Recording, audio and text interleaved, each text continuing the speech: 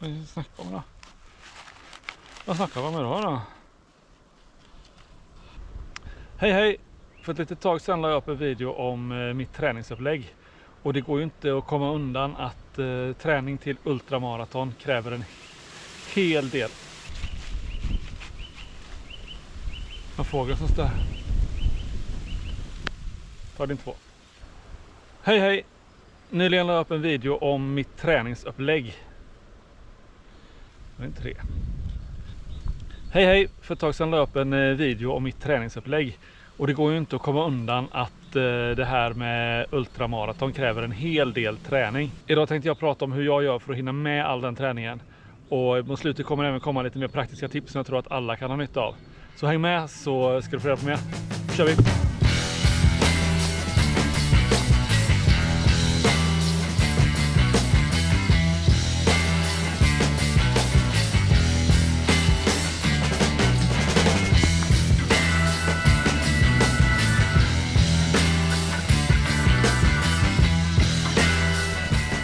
I grund och botten handlar det om prioriteringar.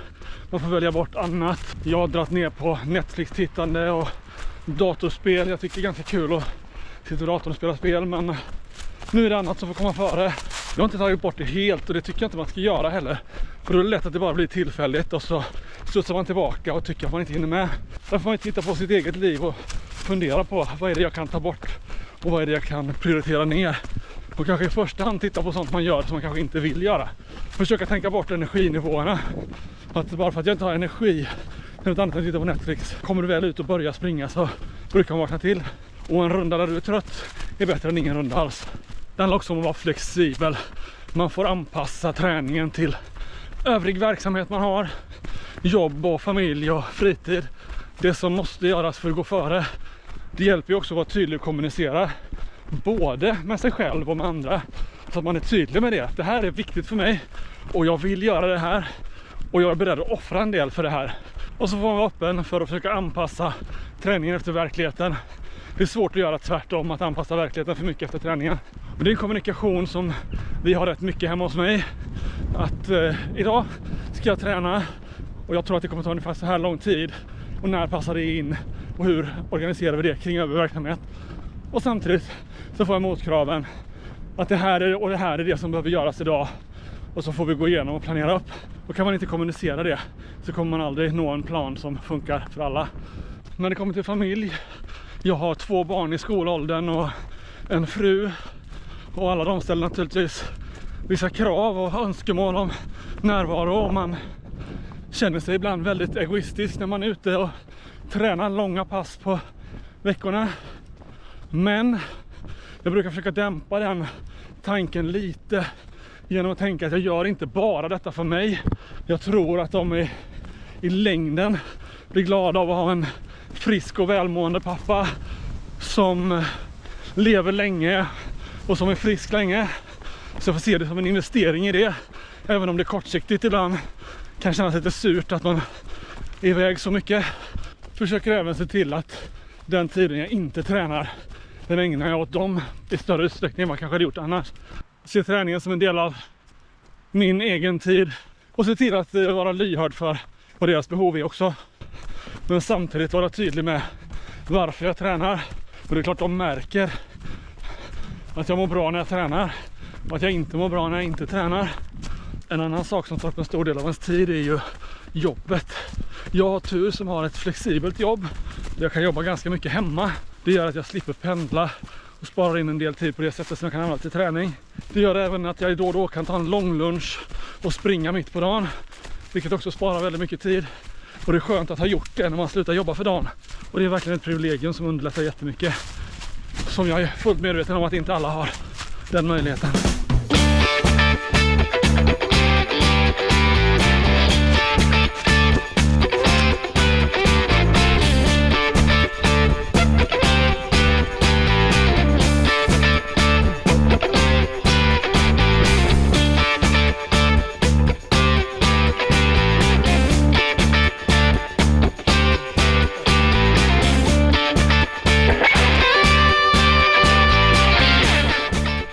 Så några praktiska tips för hur jag gör för att klämma in lite extra träning då. En klassiker är att springa hem.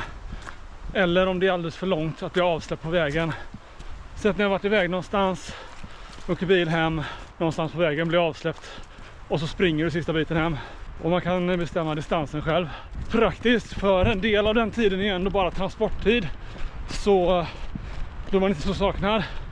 Och det är även så att ofta när man varit iväg någonstans och är på väg hem, så när man väl kommer hem så kommer alla bara, familjen kommer gå till varsitt rum och bara vilja vara i fred. Och då kan man passa på att träna. Om inte det funkar kan man göra tvärtom. Springa till saker. Se till att packa en väska så du kan duscha när du kommer på plats. Om ni är bortbjudna hos vänner eller bekanta, så springer du dit. Se till att börja i tid så att du kan vara på plats i hyfsad tid i alla fall.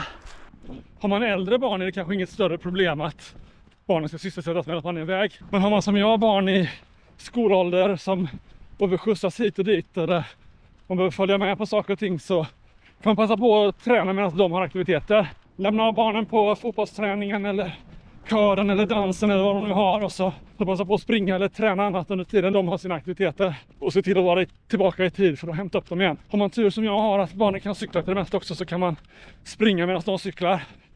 Och då får man ofta träna lite fart, för barnen blir snabbare och snabbare på att cykla. Och jag blir inte snabbare och snabbare på att springa i samma takt som dem.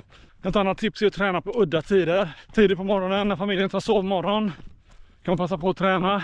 Så fixar man frukost lagom till de kommer upp. Då har de inte hunnit sakna en. Och de är glada att man är uppe och fixar. Eller så kan man springa sent på kvällen när familjen har kommit till ro. Antingen när de har gått och lagt sig, eller när de bara lagt sig på soffan och stängt av för kvällen. Då är man inte heller så saknad. Om inte man behöver hjälpa till med läggning, då behöver man göra det, så gör man det först och sen springer man iväg. Det är extra bra ultralöpningsträning, för då får man ju träna även på det här att springa när man inte vill, och när man är trött, och att komma igång igen när man har varvat ner för dagen. På semestern kan man ju se till att springa medan familjen gör annat. När de är upptagna med något som roar dem så kanske de inte saknar den lika mycket. Så då kan man passa på att klämma in en runda. Visst, man missar kanske den aktiviteten, men familjen får berätta efteråt vad som hände. Då får man ju välja sina aktiviteter så inte det belastar de andra allt för mycket att man är borta. Jag jobbar på en annan ort än den jag bor. Och det har faktiskt hänt att jag har cyklat hem från en AV. Fastän det är ungefär 4-5 mil att cykla hem, så kan man klämma in det också. Och visst, det är tokigt, men det är ett sätt att få in lite mer träning. Och det blir dessutom natträning om man är trött. Och man kanske till och med har druckit någon öl eller två, så man har det där dåliga omdömet som man får av att springa riktigt länge. På det här sättet kan man faktiskt få in mycket mer träning än vad man tror, trots att man lever ett vanligt svenssonliv med familj och jobb. Det handlar mycket om prioritering, men det handlar också om att inte bara säga att jag är en sån som springer ibland, utan att faktiskt identifiera sig som löpare. Och det här med identitet, det är faktiskt lite av en superkraft. Men det är ett ämne för en helt annan video. Prenumerera och gilla för att få se den videon. Nu ska jag springa färdigt den här rundan och sen köra lite styrketräning på det fantastiska utegymmet här vid slutet av den här banan. Ha det bra, så ses vi nästa.